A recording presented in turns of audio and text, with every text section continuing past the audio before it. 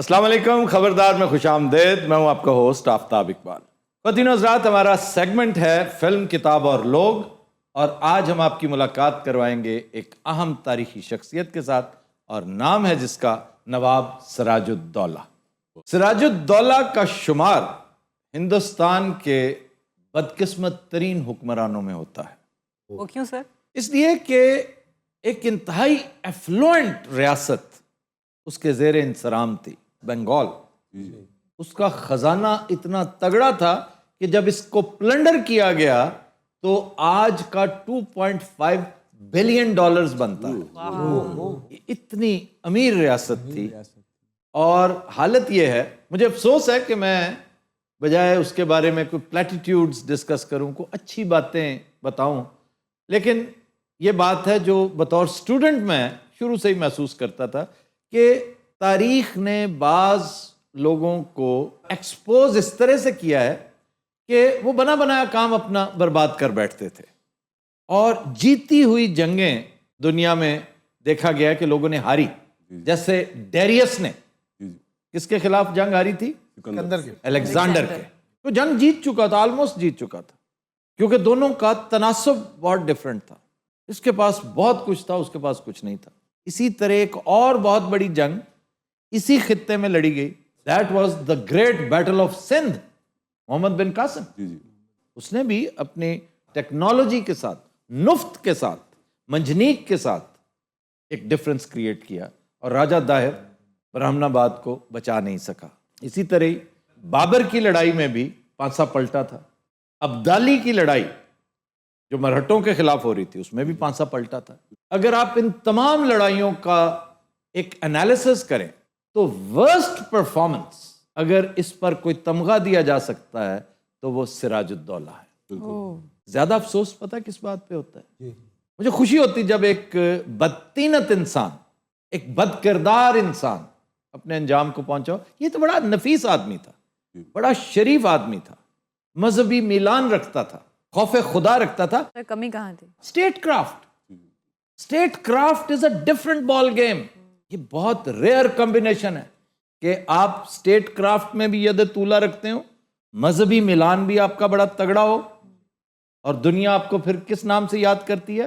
اورنگزیب عالمگیر کے نام سے. یہ پڑھا کریں تاریخ کی یہ چیزیں، انہیں صرف ناول اور کہانی سمجھ کے نہ پڑھا کریں، اس میں سے کچھ درس لیا کریں، کیونکہ تاریخ کے ہر واقعے میں ایک لیسن ہوتا ہے. آج کی پوری کہانی میں سب سے عام شخصیت نواب سراج الدولہ نہیں ہے، بلکہ وہ انتہائی غدار شخصیت جس نے اس کا بنا بنایا کھیل تباہ کیا. بیٹل آف پلاسی جو وہ جیت چکا تھا، اس کا پانسا پلٹ دیا، صرف غداری کے لیے، طمع کے لیے، ہوس زر کے لیے، ہوس اقتدار کے لیے. یہ وہ لوگ ہیں. میر جعفر ہی کا ایک رشتہ دار ہمارا حکمران بھی رہا ہے ابھی چند سال پہلے. وہ کون تھا؟ آتے ہیں، ادھر بھی آتے ہیں. ਭਾਜੀ جناب ਇੱਕ ਸਵਾਲ ਹੈ ਮੇਰਾ ਜੀ. ਸਾਡੇ ਤਿੰਨਾਂ ਚੋਂ ਸਰਾਜ ਦੌਲਾ ਕੌਣ ਹੈ? سراج دولہ جو ہے نا وہ قید میں بیچارہ، وہ دیکھیں. ਮੈਂ ਐਵੇਂ ਹੀ ਤਿਆਰ ਹੋ ਕੇ ਬੈਠਾ ਵੀ ਹਰੇ ਮੈਂ ਸਰਾਜ تم تو غدار ابن غدار ہو. یہ تمہارا باپ میر جعفر، واہ، اور تم اس کے بیٹے ہو. ਔਰ ਅੱਲਾ ਦੀ ਕਸਮ ਲੱਗ ਰਿਹਾ ਮੈਂ ਇਹਦਾ ਪਿਓ ਹਾਂ. وہ فٹ ہے نا، جوان ہے، تم بوڑھے لگ رہے ہو. نکر سے امیر صاحب کی امی بیٹھی. یہ لارڈ کلائیو ہے، برطانوی راج کی بھارت میں داغ بیل ڈالنے والا، جو ابتدائی 3-4 ہاتھ تھے نا، ان میں سے ایک یہ تھا. اور سر ان میں بھی ایک قدر مشترک ہے جو ہمارے پولیٹیشنز میں ہے. یہ کرپٹ بہت ہے. جی انہوں نے پلنڈر بہت کیا. 56 ملین ڈالرز یہاں سے اڑا کے وہاں لے گیا. ایک اور قدر مشترک جی پتہ ہے کس میں انویسٹ کیا؟ لنڈن جا کے ریئل اسٹیٹ میں. ارے ادھر صرف ٹرانسپلانٹ رہ گیا، باقی سارا کچھ میاں صاحب اور گئی. ایسا ہی ہے. ان سے بھی بات کر لیں بیچارے وہ جو جیل میں. ان سے بھی کرتے ہیں، اس سے کرتے کہ کیا چاہیے تھا تمہیں؟ جاہو حشم کے تم اتنے بھوکے تھے. ਚਾਹੋ ਹਸ਼ਮ ਅੱਬਾ ਇਹ ਤਾਂ ਤੂੰ ਦੱਸਿਆ ਨਹੀਂ, ਇਹ ਵੀ ਸਾਡੇ ਘਰ ਆਇਆ ਸੀ. آپ اپنی بکواس کو بند کیجئے اور ڈھنگ کی بات ہو رہی ہے وہاں دھیان دیجئے. ਅੱਬਾ ਮੇਰਾ ਦਲੀਪ ਕੁਮਾਰ ਤੋਂ متاثر ہے.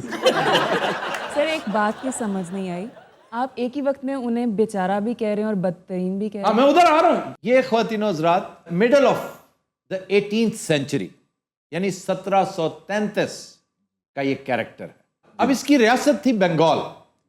اور یہ جو بنگال کا علاقہ بڑا شاندار علاقہ جو آج بھی کلکتہ جہاں ہے جی جی مرشد آباد اس کا کیپٹل تھا اور آج بھی وہاں پر ایک ڈیوڑی ہے جس کا نام ہے نمک حرام ڈیوڑی اور یہ نام وہاں کے مقامیوں نے نہیں دیا یہ موصوف کا گھر تھا آج بھی وہ آرچ موجود ہے اور انگریزوں نے اس کا نام رکھا تھا ٹریٹرز گیٹ حالانکہ انگریزوں کے ساتھ مل کے ہی کیا تھا. الکمی نے کس کے ساتھ مل کے کام کیا تھا ہلاکو خان کے ساتھ تو اسے تہ تیغ کس نے کیا ہلاکو خان اللہ تعالیٰ اسی طرح کرواتے خیر اس کے ہاں انگریزوں نے ایک چھوٹا سا اپنا ایک سیٹ اپ قائم کیا اور اس کو آہستہ آہستہ چھاونی کی شکل دینی شروع کر دی اس نے چڑھائی کر دی یہ اس کی پہلی نااہلی کہ اس کے سردار نے بغیر پوچھے بہت سے انگریز کاٹ ڈالے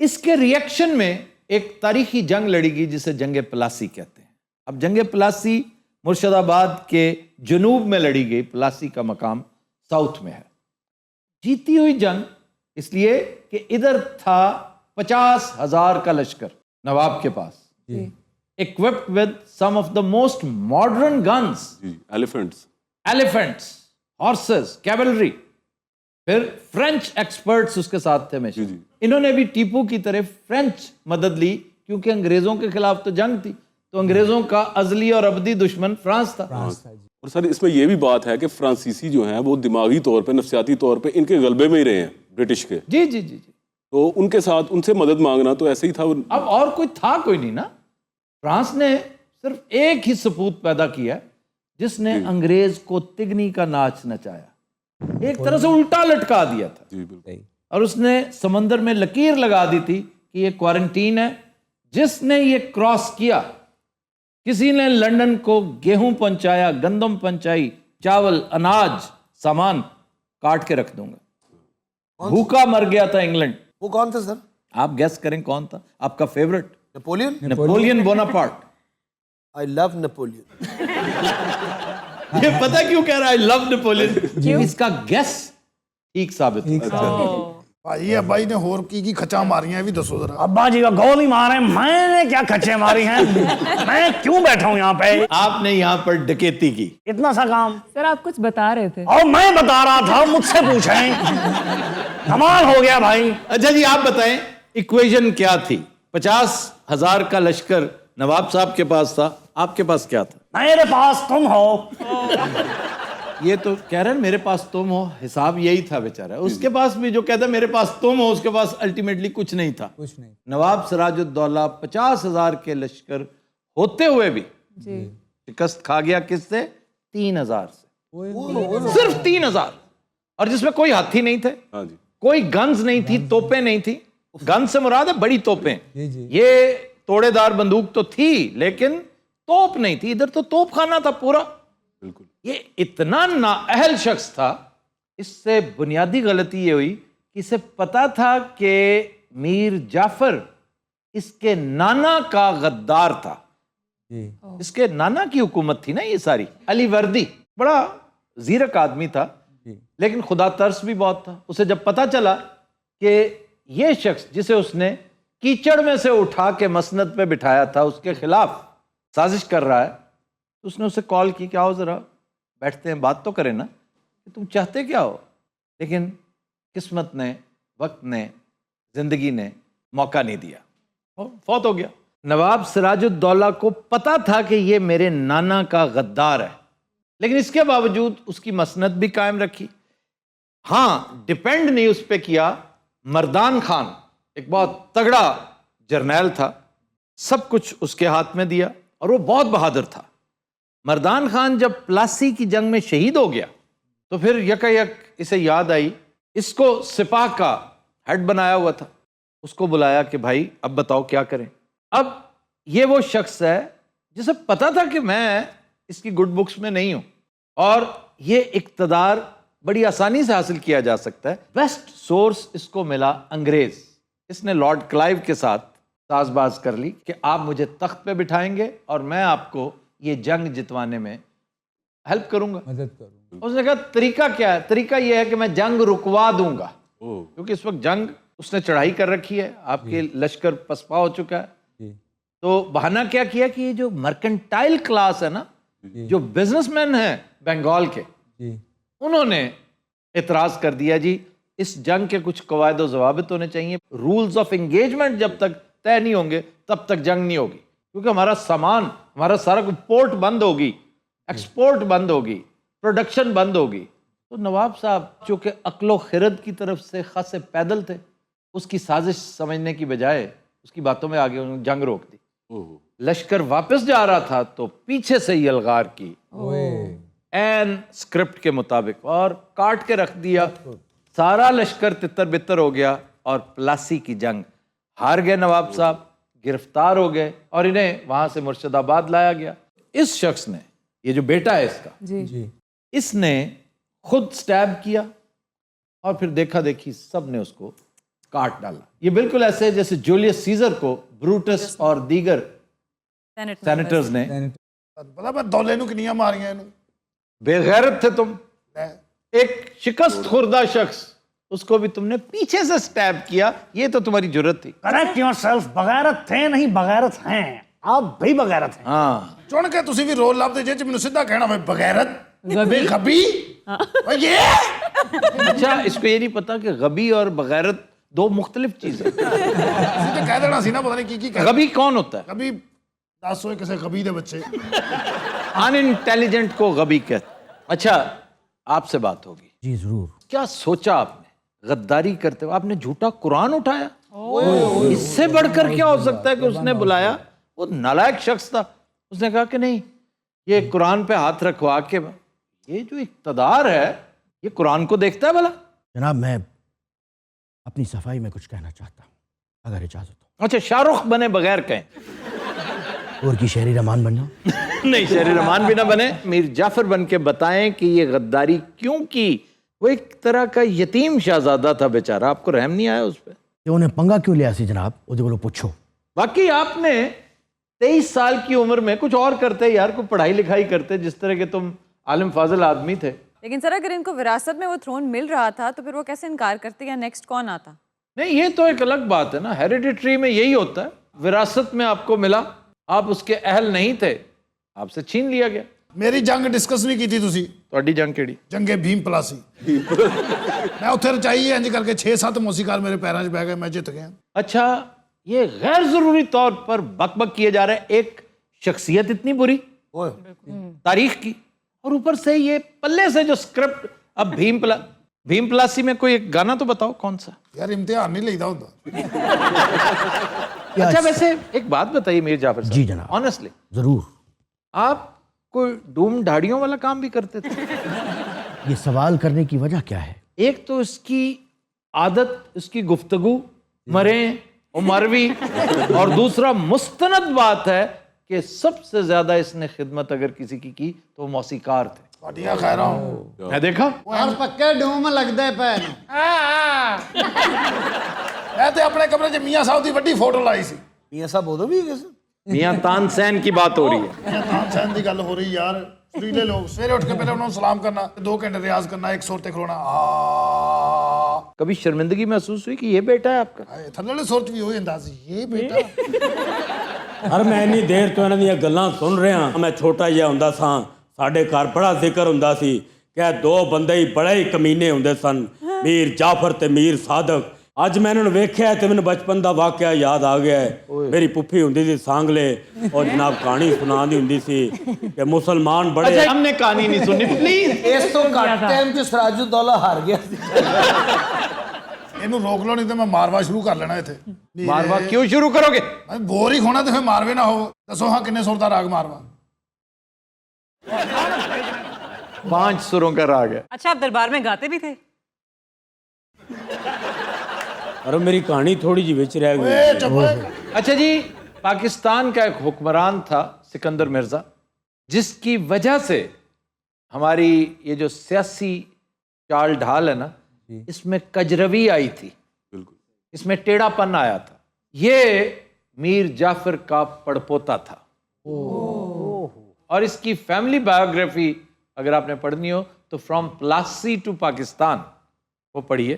نتھنگ اگینسٹ سکندر مرزا، کیونکہ اس سے زیادہ بدتر حکمران ہم نے بعد میں پیدا کیے کہ ہم لے کر لکیر پیٹتے رہیں، لیکن ایک قدر بڑی مشترک ہے، 2 قدریں مشترک ہیں میر جعفر میں اور سکندر مرزا میں۔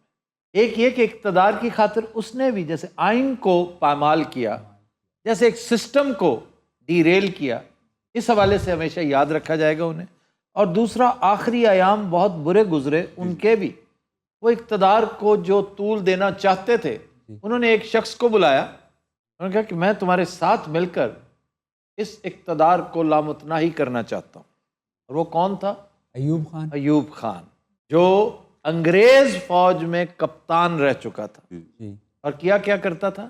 اس کی وجہ شہرت، وہ انگریزوں کے لیے مقامی افسروں کی مخبری کیا کرتا تھا، تو یہ اس کا کام تھا، چلو وہ کرتا تھا، ایسی کوئی بات نہیں۔ لیکن قائد اعظم اسے ایک فاصلے پہ رکھتے تھے، اس کو بہت قریب نہیں آنے دیتے تھے، لیکن یہ پھر آرمی چیف بن گیا۔ اس کو ساتھ ملانے کی کوشش کی سکندر مرزا نے، اس نے سکندر مرزا کو بھی فارغ کیا، اور 27 اکتوبر سن 1958 میں مارشل لاء لگا دیا۔ جب سکندر مرزا یہاں سے بھاگے تو ولایت جا کر ایک فضول سے ہوٹل میں بطور ویٹر آخری ایام انہوں نے گزارے۔ پھر جب تدفین کا وقت آیا تو وہاں پر انہیں دفنانے والا کوئی نہیں تھا، ان کو اون کرنے والا کوئی نہیں تھا۔ انہوں نے کہا جی میت پاکستان جاتی تو یہاں سے انکار کیا گیا تھا، وی ول ناٹ ایکسیپٹ۔ بہت ساری چیزیں تاریخ سے حذف بھی تو کر دی جاتی ہیں نا۔ پھر شہنشاہ ایران کو رحم آیا اور انہوں نے کہا یار یہاں بھیجو، ہم یہاں ان کی تدفین کرتے ہیں۔ تو یہی وجہ ان کی تدفین ایران میں۔ اور آپ کو پتہ ہے کہ میر میراں اس کی موت کیسے واقع ہوئی؟ قتل کر دیا گیا۔ اس سے بھی بدتر، قتل تو ایک لمحے میں کام ختم ہو جاتا ہے، اس کو جذام کا مرض لاحق ہو گیا۔ یہ جو کوڑ چل جاتا ہے نا، یہ جو ہاتھ پیر اس کے، یہ لیپرسی، جو اسی ایک قصور پر کہ ان لوگوں نے قرآن اٹھا کر اس کی بے حرمتی کی اقتدار کے لیے۔ سر میر جعفر کیسے مرا تھا؟ میر جعفر کے بارے میں کنٹروورشل بات ہے، بعض مورخین کہتے ہیں کہ اپنے گھر میں بستر پہ مرا تھا، کچھ لوگ یہ بھی کہتے ہیں کہ یہ زخمی ہوا تھا، اس پر حملہ ہوا تھا کانوائے پر، کچھ لوگ یہ بھی کہتے ہیں اور قرینہ قیاس بھی لگتا ہے کہ آسمانی بجلی گری تھی جس میں موصوف بری طرح جھلس گئے تھے۔ ہاں جی، ابا دا کان جہا بن گیا سی۔ انگریز سوچنے میں کہڑے لانتی ہیں میں مار۔ اور میری تھوڑی جی کہانی رہ گئی، جلدی کنکلوڈ کر لیں۔ ایک باری جناب پپھی سانگلیوں ساڑھے گھر آئی تے رات انہوں نے کہانی سنائی، لالٹین جل رہی سی، انہیں جناب شروع کی تھی کہانی کہ ایک غردار سی میر جعفر۔ اچھا، اور پھر وہ سچ لالٹین بجھ گئی۔ Ladies and Hazrat, we'll take a break. Stay with us.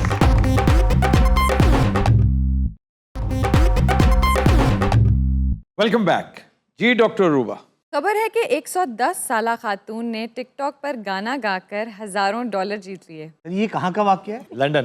پھر اس نے خود گایا یا پھر اس کے اوپر لپ سنک کی؟ نہیں، خود گاتی ہے اور کہتی ہے کہ میں 10 سال کی تھی تو میں تھیٹریکل پرفارمنس دینا چاہتی تھی، میں سنگر بننا چاہتی تھی، فنکار بننا چاہتی تھی، میری ماں نے نہیں بننے دیا۔ کہتی میں پھر لگاتار جہاں موقع ملتا ہے، اور پھر یہ ورلڈ وار کے گانے گاتی ہے۔ ورلڈ وار کہتی ہے، اس نے تو خود اپنی آنکھوں سے دیکھ رکھی ہے۔ ایک سپاہی نے انہوں جنگ چ ویل بھی دیتی سی۔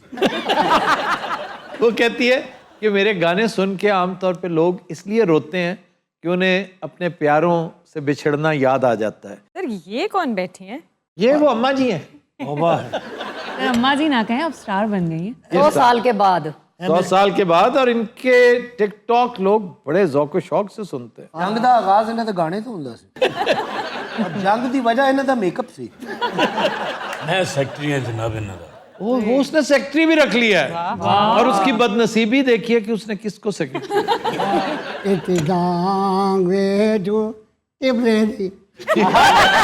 یہ بڑا مشہور ہوا تھا ان کا گانا۔ یہ آئرلینڈ میں ٹپریری ایک شہر ہے۔ Long way to Tabredi.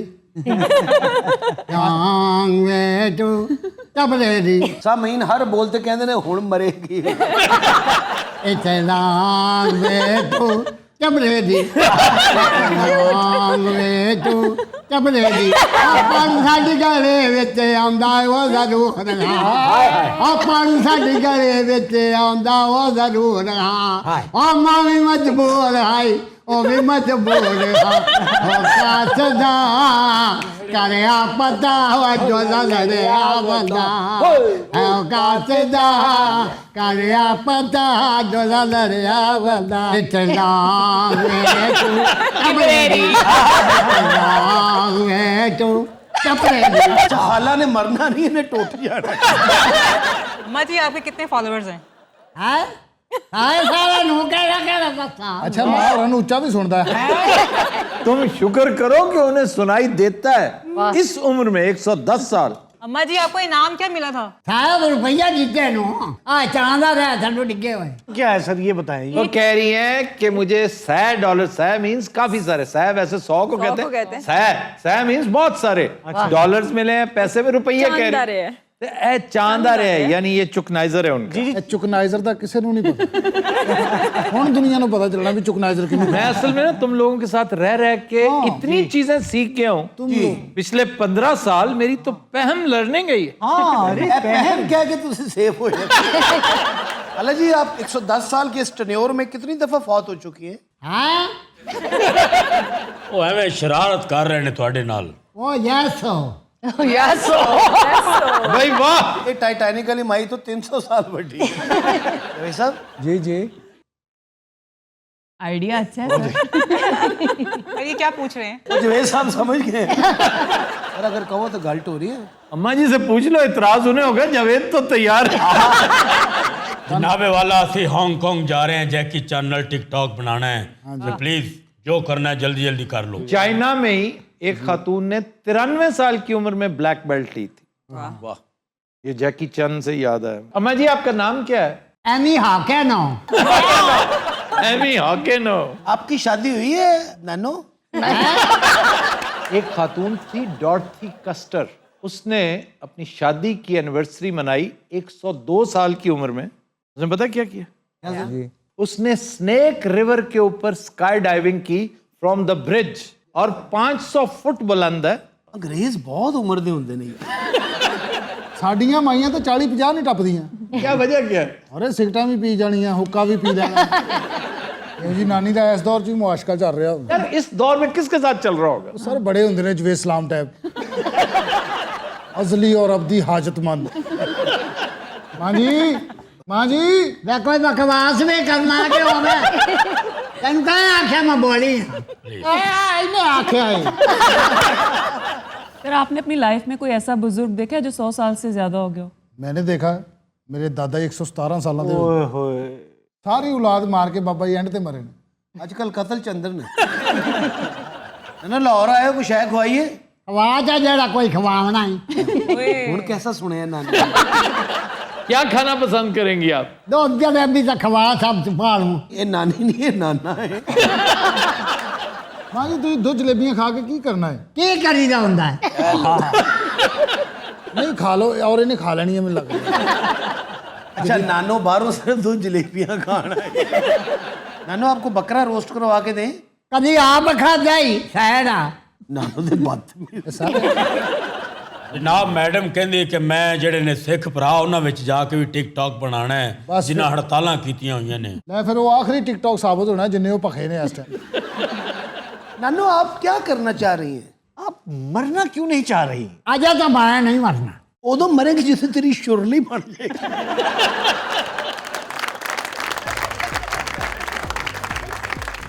तो दिन हज़रात हम लेते हैं एक ब्रेक हमारे साथ थे।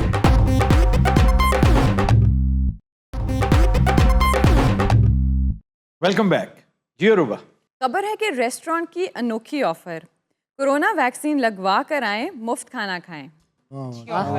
ਇਹ ਕਿੱਥੇ ਦਾ ਵਾਕਿਆ ਸਰ अबू धाबी। ये केड़े सखी लोग ने अबू धाबी में ये होता है और दुबई में तो 3-4 बहुत बड़े बड़े रेस्टोरेंट्स हैं जो ये काम कर रहे हैं। तो सर उनके पास वैक्सीन अवेलेबल भी तो होगी ना, अभी वर्ल्ड वाइड हर जगह पहुंची भी जी नहीं है। उनके इंतहाई अजीज प्यारे चहेते दोस्त ने तोहफे में भेजी है और उसे कहा है कि जी ये वैक्सीन डिप्लोमेसी है और उसने हमें नहीं दी। कहते सारे नेबरहुड को जितने आंड गुआंड में हैं सबको फ्री देंगे। मैंने कहा तो हमें भी दो। तुम्हें नहीं देना। ये किसकी बात हो रही है? पाकिस्तान को भाई, पाकिस्तान को उन्होंने कहा नहीं देना हमने, अच्छा, चाहे कुछ हो जाए। तो सर फिर पाकिस्तानी वजीर आज़म ने कैसे रिएक्ट किया? उन्होंने फिर कैसे रिएक्ट करना था, उन्हें फिर मोदी ने फोन करके किया, याद रखूंगा तुझे, याद रखूंगा। फिर तो क्या हुआ? बीजिंग से 5 लाख डोजेज आ गई हैं वैक्सीन के तो पास। हमें बीजिंग ने इतना कुछ, अल्लाह ताला अता करता है ना। अब चाहिए ये था 5 लाख डोजेज हैं, उसमें से हम 50,000 डोजेज इंडिया को डोनेट कर देते और कहते कि ये 50,000 हम अपने नेबर्स को दे रहे हैं, अपने हमसायों को दे रहे हैं। सिखानो जी, सिखों को, हिंदुओं को, क्रिश्चियंस को। नेबर तो नेबर होता है ना जी सर। तो ये लाजमन देना चाहिए था, और कोई बैद नहीं कि हम दें। अपने बंदे मरवा लीजिए था मतलब। नहीं मरते, पहले मरे नहीं वैसे है नहीं। बगैर उसके चल रहा है ना सिलसिला। तो अल्लाह ने चाहा तो ये भी चलता रहेगा, लेकिन एक स्टेटमेंट तो होगी ना कि तुम क्या कर रहे थे और हम क्या कर रहे हैं। हम क्या करें? जी अलबत्ता चाइना माइंड कर सकता है, अभी मैंने तुम्हारे लिए दी है, इंडिया के लिए नहीं दी। सर हमारे लोग भी तो वैक्सीन तैयार कर रहे हैं ना उधर कराची में। वो कुत्ते के काटेगी। हाँ जी, वो रेबीज की है। अच्छा मैं ਤਾਂ ਹਿਸਾਬ ਲਾਇਆ ਇਹਨੂੰ ਸਵਾਏ ਕੁੱਤਿਆਂ ਤੋਂ ਹੋਰ ਕੋਈ ਰਿਸਰਚ ਨਹੀਂ ਮਿਲਦੀ। ਉਹ ਸਰ ਕੁੱਤੇ के बड़ी अहम बात है, बड़ी पर्टिनेंट है, क्योंकि सिंध में खास तौर पे कराची में ये आवारा कुत्तों ने वो उद्यम मचा रखा है कि अल अमान अल हफीज। वैसे अच्छा निढाल साहब ने आइडिया दे दिया है कि वजीर आला सिंध से पूछें तो सही कि भाई तुमने जो शोर मचा रखा था और हमने तुम्हारी शान में एक कसीदा भी पढ़ दिया जी बावाज़े बुलंद, एंटी रेबीज, तो वो किधर गई एंटी रेबीज वैक्सीन? और सर जो मजाफाती एरिया है सिंध के, उसमें तो बीसियों जो हैं वो वाकयात रोज़ रूनुमा हो रहे हैं, क्योंकि वहाँ पर तो कोई पूछने वाला ही नहीं है। कराची में तो फिर अमन है थोड़ा सा। हैदराबाद ਇਹੋ ਜਿਹਾ ਬੰਦਾ ਚੂੜੀਆਂ ਵੇਚ ਰਿਹਾ ਹੁੰਦਾ, ਬਾਜੀ ਦਿਓ ਤੁਸੀਂ ਇਹ ਤਰ੍ਹਾਂ। ਇਹ ਦੇਖੋ ਬਾਜੀ ਮੈਂ ਵੀ ਪਾਈ ਆ ਨੇ, ਇਹੋ ਜਿਹਾ ਬੰਦਾ ਸਹੁਰੇ ਨਾਲ ਬਹੁਤ ਨਾਰਾਜ਼ ਹੁੰਦਾ। ਇਹਨੇ ਆਖਰ कहना ਇਹੋ ਜਿਹਾ ਬੰਦਾ मेरा बेन ही होता है। जैसे रात को अचानक जब कुत्ता पड़ता है होश नहीं रहती। ਖਾਸ ਤੌਰ ਤੇ ਜਦੋਂ ਤੁਸੀਂ ਵਾਕਈ ਗੱਡੀ ਚਲਾਉਂਦੇ ਆ ਕੋਈ ਸੋਚ ਰਿਹਾ ਨਾ ਤਾਂ ਕੁੱਤਾ ਪਵੇ, ਤੁਹਾਨੂੰ ਇੰਦਾ ਤਾਂ ਗੱਡੀ ਦੇ ਅੰਦਰ ਆ ਗਿਆ। ਹਾਲਾਂ ਤੁਹਾਨੂੰ ਪਤਾ ਵੀ ਗੱਡੀ ਉਹਦਾ ਇੰਨਾ ਖੌਫ ਹੁੰਦਾ, ਬੰਦ ਸ਼ੀਸ਼ੇ 'ਚ ਵੀ ਤੁਸੀਂ ਇੰਜਨ ਕਰ ਰਹੇ ਹੋ। ਜੀਐਮ ਸਾਹਿਬ ਨੂੰ ਹਨੇਰੇ 'ਚ ਕੁੱਤਾ ਪਿਆ ਸਰ, ਕੁੱਤਾ ਪੈ ਕੇ ਫਿਰ ਵਾਪਸ ਦੌੜ ਗਿਆ। ਫਿਰ ਉਹਨੇ ਆਪਣੇ ਕੁੱਤਿਆਂ ਨੂੰ ਜਾ ਕੇ ਕਿਹਾ, ਉਹਨੇ ਕਿਹਾ ਉਧਰ ਨਾ ਜਾਣਾ, ਉੱਥੇ ਪਤਾ ਨਹੀਂ ਕਿਹੜੀ ਸ਼ੈ ਫਿਰਨ ਡਈ ਜੇ। सर इनका नाम जीएम है? जीएम साहब, गुलाम मोहम्मद साहब। सर मैं पिछले संडे को ना जी चिड़ियाघर गया था अपने बेटे को लेके। मैं क्या पता नहीं कहता अपने बेटे को मिलने। नहीं जी, वो जो बंदर होता है ना सबसे ऊंचा बैठा, तो हम उसको चिप्स डाल रहे थे, वो नीचे आता था पकड़ के ले जाता था। तो जब पैकेट खत्म हो गया ना तो उसने आके जंगला ऐसे ऐसे हिलाया जोर जोर से। ਹੋਰ ਪੈਕਟ ਲਿਆ कि और दो। ਇਹਨੇ ਫਿਰ ਦੁਕਾਨ ਵਾਲੇ ਨੂੰ ਜਾ ਕੇ ਦੁਕਾਨ ਹਿਲਾਈ ਹੈ ਪੂਰੀ ਤਰ੍ਹਾਂ। और दो। सर बात तो रेस्टोरेंट्स की हो रही थी। हाँ जी, रेस्टोरेंट्स की बात हो रही थी। इंसेंटिव्स जो रेस्टोरेंट, इंसेंटिव बड़ी आम बात है, आप भी कुछ बता रही थी। तो 2016 में ताइवान ने ये इंसेंटिव दिया था कि जो वहाँ के बर्तन धोएगा उसको 1 हफ्ते के लिए खाना फ्री। मैन पावर कम है ना। यानी कोई बाहर से आके या वहाँ का नहीं नहीं, जो भी आए बर्तन धो दे 1 हफ्ता फ्री। बर्तन भी बहुत ज्यादा होंगे। अच्छा, इसके अंदर का जो मजदूर है ना, जिसने फौरन सोचा होगा कि अगर मैं करूँ तो कैसे? लेकिन फिर फौरन ही इंस्ट्रक्शन अंदर से ही आई कि नहीं ये बर्तन बहुत ज्यादा होंगे तो मत जाना। पाकिस्तान में एक रेस्टोरेंट है, वो कहता है कि 3 बर्गर्स अगर आप इकट्ठे खा लें तो फ्री हैं। पाकिस्तान में? पाकिस्तान में, यहाँ पे लाहौर में जी। और अगर आप बीच में रह गए, चूक गए, 2.25 भी खाए तो पैसे देने पड़ेंगे। एक किसे है जी? ये सहूलत इंसानों के लिए। इस तरह इस्लामाबाद में एक होटल है, उसने बड़ा खामखा का एक इंसेंटिव दिया हुआ था पराठों का। वाह, कि आप अगर 4 पराठे खा लेंगे तो फ्री हैं। सर कई ऐसे धूज किस्म के लोग होते भी हैं जो खाते हैं। वो इतना बड़ा पराठा था कि खासा मुश्किल है। लेकिन हमारे यहाँ एक मुलाजिम था, अगर आपको याद हो, लड्डू कासिम लड्डू, जी जी जी जी। खा गया? 8 खा गया। और ये सिर्फ पराठे नहीं थे जी, आलू वाले, बल्कि उसके अंदर और पता नहीं क्या क्या मुकव्वियात थी, सब कुछ खा गया। वो अगले 6 दिन वॉक करता रहा, तो वॉक करके वापस इत्थे आया। इंडोनेशिया में एक इंसेंटिव दिया गया था कि आप कचरा दे जाएं हमें, हम आपको खाना दे देते हैं। यहाँ पर तो कई गारमेंट शॉप्स हैं जी, वहां पे लिखा होता है जिसको फिट उसको गिफ्ट। बिल्कुल लेकिन वो पेंट भी तो इतनी इतनी बड़ी पेंट किसको गिफ्ट होगी? ये भी एक गिमिक्री है, पता क्या? इसी बहाने वहां पे रश होगा, लोग देखने आएंगे। हाँ जी सर। लेकिन ये कूड़े वाली गल ठीक है सर, पर लाहौर च जिन्ना कूड़ा है ना, हाँ जी, उजदार साहब ਨੂੰ ਚਾਹੀਦਾ ਹੈ ਕਿ ਇੰਡੋਨੇਸ਼ੀਆ ਦੀ ਮਈਸ਼ਤ ਤਬਾਹ ਕਰ ਦੇ। कूड़ा देके खाना ले। ਇਹ ਪਾਗਲਾ ਇੰਡੋਨੇਸ਼ੀਆ ਤੇ ਸਿਰਫ ਟਾਊਨਸ਼ਿਪ ਹੀ ਕਾਫੀ ਹੈ। ਮੈਂ ਮਹਿਮੂਦ ਬੂਟੀ ਦੀਆਂ ਫੋਟੋਆਂ ਦਿਖਾ ਕੇ ਨਾ ਇੰਡੋਨੇਸ਼ੀਆ ਦੇ ਵਜ਼ੀਰ ਆਜ਼ਮ ਲੱਗ सर ये महमूद बूटी क्या है? ये महमूद बूटी ना लाहौर में एक एरिया है जहाँ पे आपके पूरे लोगों का गंद इकट्ठा होता है। सॉलिड वेस्ट डंप है। ਉੱਥੇ ਇੱਕ ਬੰਦੇ ਨੇ ਸੋਲਿਡ ਵੇਸਟ ਇੰਜ ਕਰਕੇ ਚੁੱਕੀ ਥੱਲੇ ਕੁੱਤਾ ਜੂਸ ਪੀ तो दिन हज़रात, आज के शो का वक्त खत्म हुआ। आपसे मुलाकात होगी इंशाल्लाह कल। इजाजत दीजिए, अल्लाह हाफ़िज़। ਉਹ ਕਹਿੰਦਾ ਕੀ ਗੱਲ ਭਾਣੇ